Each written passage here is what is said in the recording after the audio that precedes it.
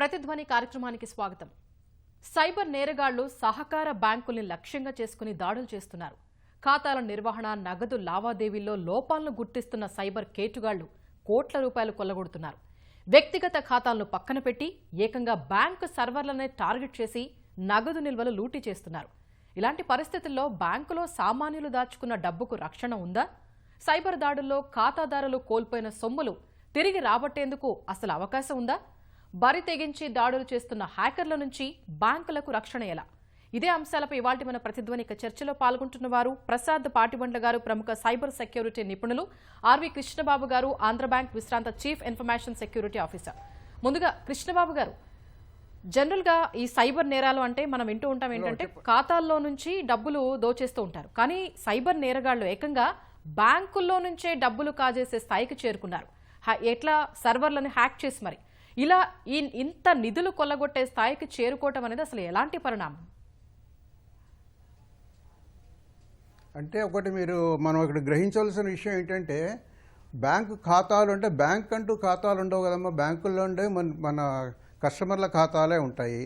ఆ కస్టమర్ల ఖాతాల్లోంచి డబ్బుల్ని మళ్ళిస్తున్నారు వాళ్ళు ఇంకొక అకౌంట్లలోకి.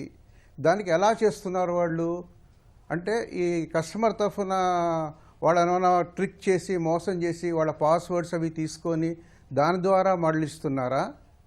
లేదు అంటే ఇంటర్నెట్లో ఇంటర్నెట్ మాధ్యమం ఉంటుంది కదా, దాంట్లో డాటా అనేది ఎన్క్రిప్టెడ్ ఫామ్లో వెళ్తుంది. ఆ ఎన్క్రిప్టెడ్ ఫామ్ని డిక్రిప్ట్ చేసి విషయం ఏంటో చూసి డైరెక్ట్గా డబ్బులు తీసుకున్నారా? అలా ఎన్క్రిప్టెడ్ ఫామ్లో ఇన్ఫర్మేషన్ వెళ్తుందాన్ని వాళ్ళు కనుక అటాక్ చేసి దారి మళ్ళిస్తే దాన్ని మనం సైబర్ క్రైము బ్యాంకుల్ని చేస్తున్నారు అని అనుకోవచ్చు. కానీ చాలా మటుకు మనకి తర్వాత తెలియదు ఏమిటంటే, కస్టమర్లే తెలియకుండా వాళ్ళ ఇన్ఫర్మేషన్ని ఇచ్చేస్తున్నారు, వాళ్ళ వివరాలని. వాళ్ళ అకౌంట్ నెంబర్ అనండి, లేదంటే వాళ్ళ యొక్క మొబైల్ నెంబర్ అనండి, బ్యాంక్ అకౌంట్ నెంబరు, ఇలాంటి విషయాలను కూడా ఇస్తున్నారు. వాళ్ళ పాస్వర్డ్స్ కూడా ఇస్తున్నారు. దీనికి వాళ్ళు చాలా రకాలైన ట్రిక్స్ ప్లే చేస్తుంటారు.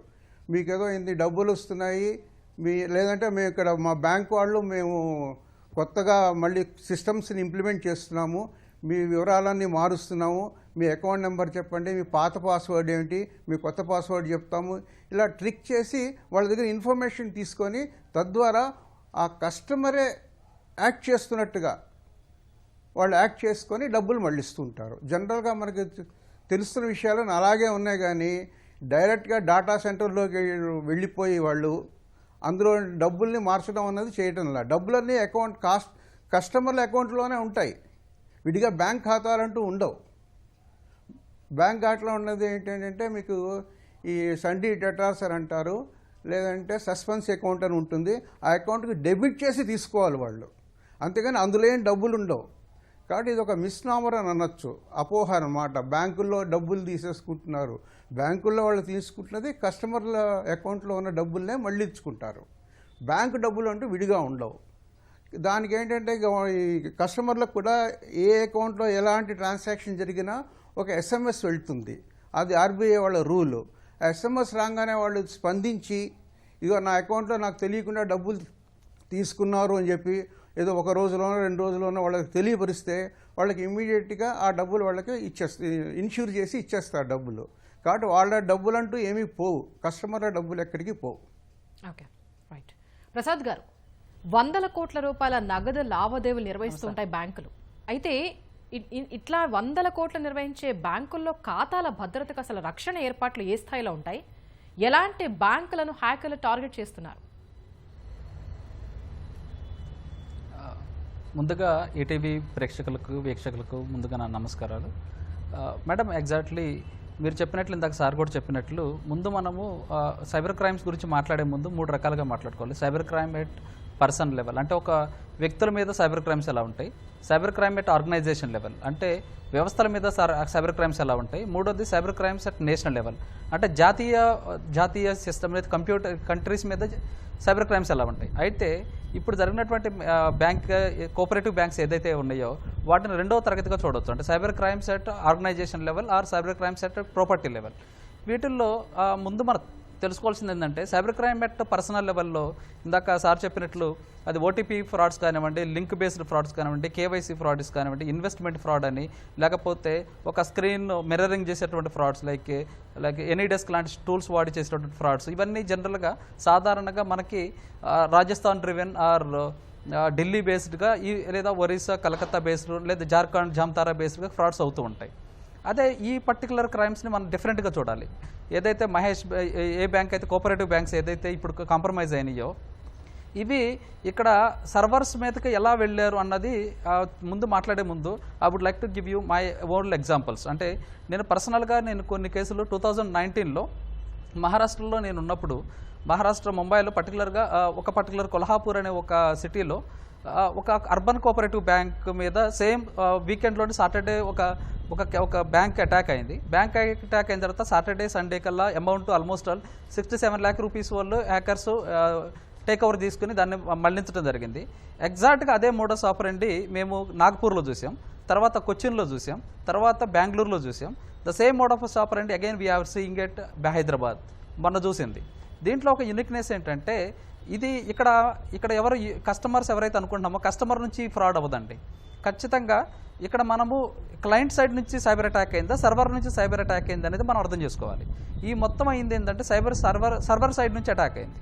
ఈ సర్వర్ నుంచి ఎందుకు అటాక్ అయింది, తర్వాత ఈ సర్వర్స్ని ఎందుకు కాంప్రమైజ్ అయినాయి అనేది మనం కొంచెం డీటెయిల్గా వెళ్తే బ్యాంకింగ్ కొంచెం అర్థం కావాలి మనకి కోర్ బ్యాంక్ సొల్యూషన్స్లో ఎవరైనా సరే ఒక బ్యాంక్ ఇనిషియేట్ చేసినప్పుడు లేదా ఒక డెబిట్ చేయాలన్నా క్రెడిట్ చేయాలన్నా దెర్ ఇస్ ఒక ప్రాసెస్ ఉంటుంది. మనం చూస్తూ ఉంటాం, మన ఫామ్ ఫిల్ చేస్తాం, ఒకరికి ఇస్తాం బ్యాంకులో, బ్యాంకర్స్ ఇంకొక పర్సన్కి ఇస్తూ ఉంటారు, దాన్నే వాళ్ళ నుంచి ఫైనల్గా మేనేజర్కి వెళ్ళి అప్రూవల్ అవుతూ ఉంటుంది. కానీ బ్యాంకర్ సైడ్ ఉన్నటువంటి వాళ్ళకి తెలుసు ఏమంటారంటే వాళ్ళని మేకర్స్ అండ్ చెక్కర్స్ అంటాం.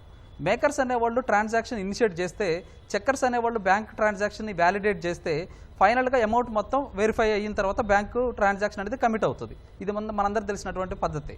కానీ ఈ పర్టికులర్ విషయంలో ఏంటంటే బ్యాంకర్స్ కానీ చెక్కర్స్ ఆర్ మేకర్స్ మనం ఎవరైతే చెప్పుకుంటున్నామో వీళ్ళిద్దరూ ఒక బ్యాంక్ అకౌంట్ని ఒక ట్రాన్సాక్షన్, అది 1 రూపీ ట్రాన్సాక్షన్ కానివ్వండి, 1 crore ట్రాన్సాక్షన్ కానివ్వండి, ఖచ్చితంగా ఒక అప్రూవల్ ప్రాసెస్ ద్వారా ఇవ్వాలి బ్యాంకింగ్ నుంచి. అయితే బ్యాంకింగ్కి మనకి యూజర్ నేమ్స్ పాస్వర్డ్స్ ఎలా ప్రొటెక్టెడ్గా ఉంటాయో బ్యాంకింగ్కి ఒక 1 more సెక్యూరిటీ ఫోల్డ్ ఉంటుంది. ఆ ఫోల్డ్ పేరు ఏంటంటే డిజిటల్ సర్టిఫికేట్ అనేది ఉంటుంది. ఈ డిజిటల్ సర్టిఫికేట్ ఏం చేస్తుందంటే యూజర్ నేమ్ పాస్వర్డ్స్తో పాటు ఈ యొక్క సర్టిఫికేట్ వ్యాలిడేట్ చేస్తుంది. అంటే ఆ సిస్టమ్ అంటే ఇది బ్యాంకింగ్కి సంబంధించిన సిస్టంలో మాత్రమే అయితేనే దట్ ఈస్ కాల్డ్ MFA అంటే మల్టీ ఫ్యాక్టర్ అథెంటికేషన్ అనే ఒక మెథడ్ ద్వారా యూజర్ నేమ్ పాస్వర్డ్స్తో పాటు ఈ యొక్క డిజిటల్ సర్టిఫికేట్ వ్యాలిడేట్ అయిన తర్వాతే ట్రాన్సాక్షన్ ఎనేబుల్ అవ్వాలి. సో మేము ఎప్పుడైతే ఈ యొక్క పర్టికులర్ కేసెస్లో వెరిఫికేషన్ చేసామో ఈ పర్టికులర్ అటాకర్స్ ఎవరైతే ఉన్నారో లేదా హ్యాకర్స్ లేదా ఇంట్రూడర్స్ ఎవరైతే మనం అంటున్నామో వీళ్ళు ఏం చేస్తారంటే ఈ సర్వర్లో ఈ చెక్కర్స్ అండ్ మేకర్స్ యొక్క యూజర్ నేమ్స్ పాస్వర్డ్స్ కానివ్వండి, లేకపోతే ఈ డిజిటల్ సర్టిఫికెట్ వెళ్ళేటువంటి పద్ధతిలో కానివ్వండి ఇక్కడ కాంప్రమైజ్ అవ్వడానికి ఛాన్సెస్ ఉన్నాయి. మేము ఇంటర్నల్గా కూడా చేసిన ఒక investigation report due course I would like to explain you. అయితే ఇక్కడ ఏం చెప్పుకోవాలంటే రెండవది ఈ బ్యాంక్ ఇంకొకటి మనకు అర్థం కావాల్సిందంటే కమర్షియల్ బ్యాంక్స్ మీద ఎందుకు అటాక్ జరగట్లేదు, ఓన్లీ కోఆపరేటివ్ బ్యాంక్స్ ఎందుకు అటాక్ అవుతున్నాయి, ఇది ఒక ఇంట్రెస్టింగ్ పాయింట్. అయితే కోఆపరేటివ్ బ్యాంక్స్కి ఉన్నటువంటి బ్యాక్ అండ్ సొల్యూషన్స్ ఏంటి, తర్వాత మనకి కోఆపరేటివ్ బ్యాంక్స్లో ఖచ్చితంగా ఒక పేరెంటల్ బ్యాంక్ ఉంటుంది. కోఆపరేటివ్ బ్యాంకులో ప్రతి ట్రాన్సాక్షన్కి లేదా సాఫ్ట్వేర్స్ ఇచ్చేటువంటి కమర్షియల్ బ్యాంక్ ఉన్నటువంటి అసోసియేషన్ ఏంటి, ఈ బ్యాంక్స్ ట్రాన్సాక్షన్ ఫ్లోను కూడా ఒకసారి వెరిఫై చేస్తే తప్ప ఈ అటాకర్స్ ఎందుకు ఈ మోడస్ ఆపరండి అల్టిమేట్గా ఒక్కసారి జరగదండి. సైబర్ క్రైమ్స్ అనేది ఒక 2 months కానీ మీరు ఒకసారి చూస్తే కాస్మోస్ బ్యాంక్లో 94 ఇప్పుడు ఉన్నటువంటి కృష్ణబాబు గారు హ్యాకర్ల వలకి చిక్కకుండా అప్రమత్తం చేస్తే ఇంతకుముందు మీరు చెప్పారు బ్యాంకులు SMS పంపిస్తూ ఉంటాయి ఖాతాదారులకని, కానీ ఇటీవల బ్యాంకులే కోట్లాది రూపాయలు పోగొట్టుకుంటున్నాయి. అంటే అసలు లోపం ఎక్కడుందంటారు? అంటే బ్యాంకులు పోగొట్టుకుంటున్నాయని అంటే మీరు ఒకటి విషయం అర్థం చేసుకోవాలి. మనం ఇందాక సార్ చెప్పినట్టుగా అది డాటా సెంటర్లో ఇంటర్నల్ సిస్టమ్స్ డిజిటల్ సర్టిఫికేషన్ కానివ్వండి ఇవేమైనా కాంప్రమైజ్ అయ్యాయా, లేదంటే ఎవరైనా ఇంపర్సనేషన్ అంటే ఇందాక చెప్పినట్టుగా వాళ్ళ యొక్క పాస్వర్డు యూజర్ నేమ్ ఇవన్నీ తీసుకొని వాళ్ళు చేస్తున్నారా, దీన్ని బట్టే మనకు తెలుస్తుంది. అలా వాళ్ళు ఈ కస్టమర్లు వాళ్ళకి తెలియకుండా వాళ్ళ పాస్వర్డ్ అది ఏదో ఒక సందర్భంలో ఇచ్చేసారనుకోండి, ఇచ్చేస్తానికి అది వాళ్ళు ఉపయోగించుకుంటుంటారు. ఇది ఇది ఇలా జరుగుతుందా, ఇందాక సార్ చెప్పినట్టుగా డాటా సెంటర్లోనే ఏమైనా లోపాలు ఉన్నాయా అన్నది చూడాలి. కాకపోతే ప్రొటెక్షన్ మాత్రం కస్టమర్లకు ఉన్నాయి. కస్టమర్ వాళ్ళకి ఎస్ఎంఎస్ రాగానే వాళ్ళు కనుక ఇన్ఫామ్ చేస్తే ఇలా నాకు తెలియకుండా జరిగింది, ఇలా ఎస్ఎంఎస్ వచ్చింది, ఈ ట్రాన్సాక్షన్ నేను చేయలేదు అంటే వాళ్ళకి రూల్ ప్రకారం రీఎంబర్స్ చేస్తారు. రెండోది, వాళ్ళకి ఎస్ఎంఎస్ రాలేదు అనుకోండి, వాళ్ళు చెప్పాలి నాకు ఎస్ఎంఎస్ రాలేదు అంటే వెరిఫికేషన్ ప్రాసెస్ ఉంది. ఎస్ఎంఎస్ వెళ్ళిందా లేదా, ఎస్ఎంఎస్ వెళ్ళకపోతే ఎందుకు వెళ్ళలేదు, అలాంటి లోపాలు ఉంటే మాత్రం కస్టమర్లు ఏమీ భయపడక్కర్లేదు, వాళ్ళు బెంగపడక్కర్లేదు, వాళ్ళకి రీఎంబర్స్ చేస్తారు. వాళ్ళు ఎంతైతే నష్టపోయారో ఆ రీఎంబర్స్ చేయడానికి ప్రాసెస్ ఉంది, దాని ప్రకారంగా జరుగుతూ ఉంటుంది. ఓకే. కానీ యాక్చువల్గా ఎందుకు ఇలా జరిగే విషయాలు కూడా చాలా తక్కువగానే ఉన్నాయి. మనకి కొన్ని కోట్లు వచ్చినాయి అనగానే అది పెద్ద సెన్సేషనల్ న్యూస్ అవుతోంది, కాదనలేదు, అది పోకూడదు. కాకపోతే ఇన్ని లక్షల కోట్ల రూపాయల లావాదేవీలు జరుగుతుండగా ఎంత శాతం అవుతోంది అంటే చాలా తక్కువే అవుతోంది. కాబట్టి అమౌంట్ వైజ్ పెద్ద అమౌంట్. ఈ రోజున ఇంత చేస్తున్నారు కాబట్టి ఈ నిప్ ఇన్ ద బడ్ స్టేజ్ అన్నట్టుగా ఈ తక్కువగా అమౌంట్ జరుగుతున్నప్పుడే మనం దాన్ని అరికట్టాలి. అరికట్టలేకపోతే చాలా పెద్ద అమౌంట్ కూడా వెళ్ళిపోతుంటాయి. అందువల్ల ఇమ్మీడియట్గా అలర్ట్ అవ్వాలి. అలర్ట్ అవ్వడానికి కూడా చాలా సిస్టమ్స్ ఉన్నాయి. సర్టిన్ అన్న ఒకటి ఉంది మనకి, వాళ్ళకి ఇన్ఫామ్ చేస్తారు, చేయగానే వాళ్ళ రంగంలో దూకి వెంటనే చూస్తారు. అలాగే ఇందాక సార్ చెప్పినట్టుగా నేషనల్ లెవెల్లోనే అన్ని చోట్ల జరుగుతున్నాయి. మనం చూస్తుంటాం, ప్రైమ్ మినిస్టర్ గారిది హ్యాక్ అయింది, లేకపోతే ఇంకెవరో పెద్ద మనుషులది హ్యాక్ అయింది, గవర్నమెంట్ ఆర్గనైజేషన్స్ ఇదే హ్యాక్ అయిపోతున్నాయి, కాంప్రమైజ్ అవుతున్నాయని. ఇదే కంటిన్యూస్ ప్రాసెస్ అవుతుంటుంది. ఎందుకు అవుతుందో చూస్తాము, చూసిన తర్వాత ఎలా ప్లగ్ చేయాలి. అలాగే కస్టమర్లకి ఎడ్యుకేషన్ అన్నది కూడా సిస్టమ్ ఒకటి ఉంది. బ్యాంకులందరూ కూడా ఎడ్యుకేట్ చేస్తూ ఉంటారు. రిజర్వ్ బ్యాంక్ వాళ్ళు ఎడ్యుకేట్ చేస్తుంటారు, బ్యాంక్ వాళ్ళు ఎస్ఎంఎస్లు పంపిస్తుంటారు, మీరు ఎవరికి మీ ఇన్ఫర్మేషన్ ఇవ్వకండి, మేము ఎలాంటి ఇన్ఫర్మేషన్ అడగము, మేము బ్యాంక్ వాళ్ళని అడుగుతున్నాము అని చెప్పి మిమ్మల్ని అప్రోచ్ అవుతారు, మీరు దయచేసి ఇవ్వకండి. దీని మీద చక్కటి అడ్వర్టైజ్మెంట్లు కూడా వస్తుంటాయి టీవీల్లో. అది చూసినా మనకు అర్థం అవుతుంటుంది ఇలా ఎందుకు జరుగుతున్నాయి, మనం తీసుకోవాల్సిన జాగ్రత్తలు ఏమిటి అని. Okay, right. ప్రసాద్ గారు, బ్యాంకుల అంతర్గత వ్యవస్థల్లోకి హ్యాకర్లు ఎలా చొరబడుతున్నారు? ఎందుకంటే చాలా సెక్యూర్డ్గా మెయింటైన్ చేస్తూ ఉంటాయి బ్యాంక్స్. అయితే సర్వర్లలో భద్రత లోపాలను ఎప్పటికప్పుడు గుర్తించి సరిదిద్దేందుకు తీసుకోవాల్సిన చర్యలేంటి? Yes madam. సో ఇందాక మీకు చెప్పినట్లు నేను ఒక కేసుకి అయితే ఎప్పుడైతే చెప్పండి. ఐ థింక్ సార్ మాట్లాడుతున్నట్టున్నారు. లేదు ప్రసాద్ గారు చెప్పండి. మేడం, ఎస్, యా మేడం, ఇందాక చెప్పినట్లు సార్ కూడా మనము 2 రకాలుగా multi folded cyber security approach ఉంటుందండి. యాక్చువల్గా సైబర్ సెక్యూరిటీ ఎలా స్టార్ట్ అవుతుందంటే ఒక 3 ఇంపార్టెంట్ ఆస్పెక్ట్స్ ఉంటాయి. దాన్ని CI ట్రయాడ్ అంటాం. కాన్ఫిడెన్షియాలిటీ, ఇంటిగ్రిటీ అండ్ అవైలబిలిటీ అంటాం. కాన్ఫిడెన్షియాలిటీ అనేది ఎలా మెయింటైన్ చేస్తారంటే యూజర్ యొక్క ప్రైవసీతో పాటు వాటితో పాటు వాడి యొక్క మొత్తం యూజర్స్ని లేదా వాటి యొక్క పాస్వర్డ్స్ ద్వారా కాన్ఫిడెన్షియాలిటీని మెయింటైన్ చేయటం, end to end protection software ద్వారా ఇంటిగ్రిటీని మెయింటైన్ చేయటం, 24/7 ఆ యొక్క సాఫ్ట్వేర్ అవైలబిలిటీ ద్వారా అవైలబిలిటీ అంటాం. ఈ 3 అనేది ఏదైనా సైబర్ సెక్యూరిటీ యొక్క ఆర్కిటెక్చర్కి ఒక బ్యాక్ బోన్ లాంటివి. అయితే మీరు ఇందాక అన్నట్లు మేము ఆ కేసు మేము చూసినప్పుడైతే దాంట్లో ఎగ్జాక్ట్గా మేలో అటాక్ అయితే ఎగ్జాక్ట్గా మార్చిలో సైబర్ సెక్యూరిటీ ఆడిటింగ్ జరిగింది. అంటే ఆడిటింగ్లో కూడా వెరిఫై చేయలేనటువంటి అటెంప్ట్స్ జరుగుతున్నాయి అనేది ఇక్కడ మనకు అర్థం కావాల్సిన విషయం ఏంటంటే, ఇక్కడ మనం ఎలా సైబర్ సెక్యూరిటీ చేయాలంటే ఖచ్చితంగా మనకి సర్ట్ ఇండియా గైడ్లైన్స్ ఇస్తుంది. మనకి ఐటీ యాక్ట్కి కస్టోడియన్ అనేటువంటి మైటీకి ఉన్నటువంటి ఒక ఇండిపెండెంట్ ఆర్గనైజేషన్ ఏదైతే ఉందో సర్ట్ ఇండియా అనేది, సర్ట్ ఇండియా ఏంటంటే ఖచ్చితంగా ప్రతి ఒక్క కార్పొరేట్ కంపెనీస్ వాళ్ళ యొక్క సైబర్ ఇన్సిడెంట్స్, వాళ్ళ యొక్క ఆర్గనైజేషన్స్ మీద ఇన్సిడెంట్స్ కానివ్వండి దాన్ని జరిగితే వాళ్ళు ఇమీడియట్గా ఆ ఇన్సిడెంట్ని రిపోర్ట్ చేయాల్సిన అవసరం ఉంది.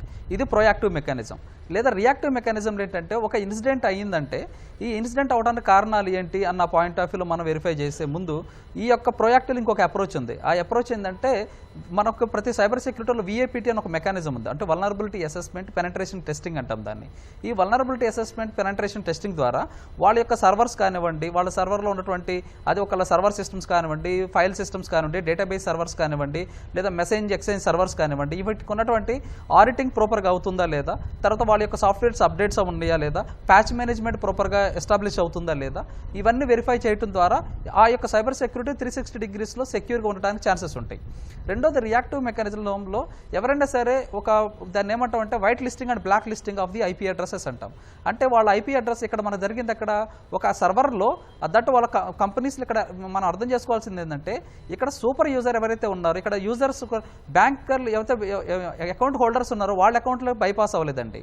ఇక్కడ అకౌంట్ ఎవరిది బైపాస్ అయింది, యొక్క బ్యాంకుకు ఉన్నటువంటి సర్వర్లో మన బ్యాంక్ మేనేజ్ చేసినటువంటి అడ్మినిస్ట్రేటర్స్ కానివ్వండి, డేటాబేస్ అడ్మినిస్ట్రేటర్స్ కానివ్వండి, లేదా మనం మాట్లాడుకున్నటువంటి మేకర్ అండ్ చెక్కర్స్ యొక్క అకౌంట్స్ కానివ్వండి, లేదా డిజిటల్ సర్టిఫికేట్తో కూడిన ఈ అకౌంట్లు బ్రేక్ అవడం ద్వారా మాత్రమే ఈ అమౌంట్ బైపాస్ అయింది. కాబట్టి వీళ్ళ సర్వర్స్ వీళ్ళ యొక్క యూజర్ పాస్వర్డ్స్ ఏంటో మనకు తెలియాలి. ఇలా మనము రియాక్టివ్ సెక్యూరిటీస్ కానివ్వండి, ప్రొయాక్టివ్ సెక్యూరిటీస్ కానివ్వండి, బిఏపిటి మెకానిజమ్స్ కానివ్వండి, తర్వాత లైక్ సాక్ ఆపరేషన్స్ అని ఒకటి ఉంటాయి, సెక్యూరిటీ ఆపరేషన్ సెంటర్స్ అని. మన ఒక సైబర్గా మనకు ఫర్ ఎగ్జాంపుల్ మన ఆంధ్రప్రదేశ్లో ఉన్నాం, పక్కన ఉన్నటువంటి ఏదన్నా ఒక రాష్ట్రం నుంచి ఏదన్నా ఒక ఐపీ అడ్రస్ వచ్చి ఆ బ్యాంక్ మీద హిట్ చేస్తుంది అనుకోండి, ఆటోమేటిక్గా ఈ ఐపీ అడ్రస్ యొక్క ఏలియన్ ఐపీ అడ్రస్ కింద ట్రీట్ చేసి వాళ్ళు ఇమీడియట్గా దాని మీద ఒక ప్రొఫైలింగ్ చేయడం కానివ్వండి, ఇది యొక్క ఇంపార్టెన్స్ ఏందో చూడాలి. అలాగే హనీ పాట్స్ అని ఒక మెథడ్ ఉంది. హనీ పాట్స్ ద్వారా ఎప్పుడైతే అటాకర్స్ అయితే చూస్తూ ఉంటారో వాళ్ళకి సంబంధించినటువంటి లైక్ అటాక్ బిహేవియర్ని అర్థం చేసుకుని దానికి తగ్గట్లు మన సర్వర్స్ని కూడా సెక్యూర్ చేయాల్సినటువంటి పద్ధతి ప్రతి బ్యాంకింగ్ మెథడ్స్ చేయాలి. ఇందాక మీరు అడిగినట్లు ఒక్కొక్క point I would like to add here. ఎప్పుడైతే బ్యాంక్ సిస్టమ్స్ ఎప్పుడైనా అటాక్ అవుతున్నాయి అంటే సర్వర్ సైడ్ బ్యాంక్ ట్రోజన్స్ అనేది చాలా హై ప్రయారిటీ ఉంటుంది. లైక్ జిఎస్ లాంటి మాల్వేర్ యొక్క ఫ్యామిలీ చూస్తే ఇవన్నీ లెజిటిమేట్ సాఫ్ట్వేర్ లాగానే ఉంటాయి. కానీ ఈ లెజిటిమేట్ సాఫ్ట్వేర్లు మన సిస్టంలోకి వచ్చిన తర్వాత కంక్లూడ్ చేయండి, చెప్పండి.